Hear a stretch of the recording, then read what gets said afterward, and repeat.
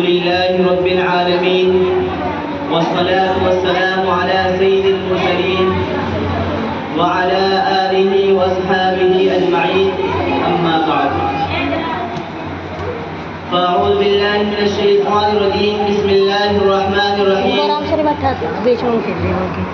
إنما يخشى الله من عباده العلماء صدق الله العظيم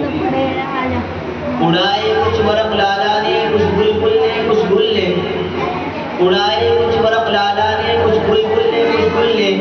چمن میں ہر طرف پھیلی ہوئی ہے داستانیں مسلمان ماں اور بہنوں اللہ تبارک و تعالیٰ کا بڑا احسان ہے کہ اللہ تبارک و تعالیٰ نے ہمیں یکجا جمع ہونے کی توفیق عطا فرمائی دعا کیجیے کہ رب کعبہ مجھے درست بات کہنے کی توفیق عطا فرمائے آمین۔ حضرات آج کا جو ایک پروگرام منعقد ہوا ہے یہ ان شہیدوں کی یاد میں ہوا ہے کہ جنہوں نے اس دیش کی آزادی کی خاطر کی جانوں کا نذرانہ پیش کر دیا ان محبان وطن کی یاد میں کہ جنہوں نے انگریزوں کی غلامی سے نجات پانے کے لیے اپنا سب کچھ قربان کر دیا کیسی کیسی مصیبتیں جھیلی کس طرح پھانسی کے پھندوں پر چڑھا دیے گئے قید و بندی کی صعوبتیں برداشت کی تب کہیں جا کر آزادی کا سورج طلوع ہوا اور آزادی کا جھنڈا ہندوستان کے ہاتھ آیا ہندوستان میں غریب اور مسلمانوں ہندوستان کی جنگ آزادی میں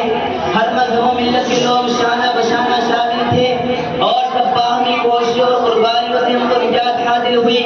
جنگ آزادی کی تاریخ سن 1756 سے لے کر 1947 تک ہے اس راہ کا سب سے پہلا مجاہد سراج الدولہ جس نے ظالم انگریزوں کے ہاتھوں سن 1756 میں جام شہادت نوش کر لیا اور ٹیپو سلطان جس کی ناش کو دیکھ کر انگریزوں نے بے تحاشا کہا تھا کہ آج ہندوستان ہمارا ہو گیا سن 1799 میں اس دیش کی آزادی کی خاطر اپنی جانوں کا نذرانہ پیش کر دیا ٹیپو سلطان کی شہادت پر جنگ آزادی کا پہلا دور ختم ہوا لیکن وہ مجاہدین کے خون کے قطرے رنگلا کے رہے چنانچہ جنگ آزادی کی آگ دوبارہ بڑھ اٹھی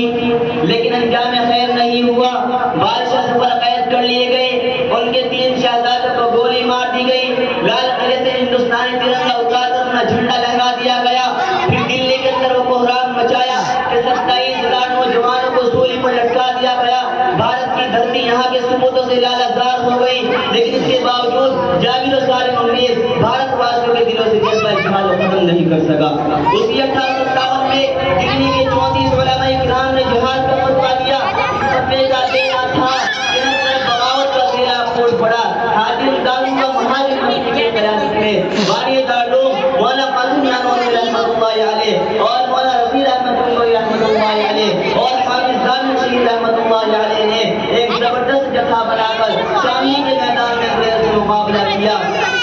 سن 1757 میں انگریزوں کے ظلم و تشدد کا یہ عالم تھا کہ انہوں نے تقریباً 2 لاکھ مسلمانوں کو شہید کیا جن میں 51,000 علماء کرام تھے میرے پیاروں ہندوستان کی جنگ آزادی کی تاریخ کی داستان بڑی تابناک ہے اس طویل مدت میں سن 1756 سے لے کر 1947 تک کے تمام آزادی کو ہم خراج عقیدت پیش کرتے ہیں مہاتما گاندھی مولانا ابوالکلام آزاد پنڈت جواہر لال نہرو شیخ الہند مولانا محمود حسن دیوبندی بھگت سنگھ مولانا حفظ الرحمان سیوہاری سبھاش چندر بوس مولانا علی جوہر چندر شیکھر آزاد مولانا عبداللہ سندھی اشفاق اللہ خان مولانا حسین احمد مدنی اور دیگر مجاہدین کو آزادی کی ہم خراج عقیدت پیش کرتے ہیں اور اب میں اپنے شیخ کا تذکرہ کرنے جا رہا ہوں جنہیں دنیا شیخ الاسلام کے نام سے جانتی ہے جنہوں نے خلافت کانفرنس کراچی میں ایسے وقت میں شرکت فرمائی جب ان کو گولی مار دی جانے کا حکم مل چکا تھا لوگوں کا یہ خیال تھا کہ حسین احمد مدنی نہیں آئے گا لیکن لوگوں کے آگے پھٹی کی پھٹی رہ گئی جب وہ مرد مجاہد سر پر کفن باندھ کر اسٹیج پر آیا اور جلسے کی صدارت فرمائی اسی جلسے میں حضرت نے انگریزوں کو بلبل اور گولیوں کے گل سے تشبیہ دیتے ہوئے فرمایا لیے پھرتی ہے بلبل چونچ میں گل لیے پھرتی ہے بلبل چونچ میں گل ڈھونڈتی پھرتی ہے شہید ناز کی تربت کہاں ہے الغرض اگر اس جنگ آزادی میں مسلمان اور علماء کرام نے حصہ نہ لیا ہوتا تو یہ ہندوستان کبھی کمال نہ چلتی، تحریک بالا کوٹ نہ چلتی، ہندوستان چھوڑنے کی تحریک نہ چلتی، تحریک خلافت نہ چلتی، امبالہ سائز گیس نہ بنتا۔ اور ایک اور بات میں آپ لوگوں کو بتاتا چلوں، وائسرائے برطانیہ نے اپنے ہندوستانی مشیروں سے رائے طلب کی کہ بتاؤ ہندوستان پر تمہاری حکومت کیسے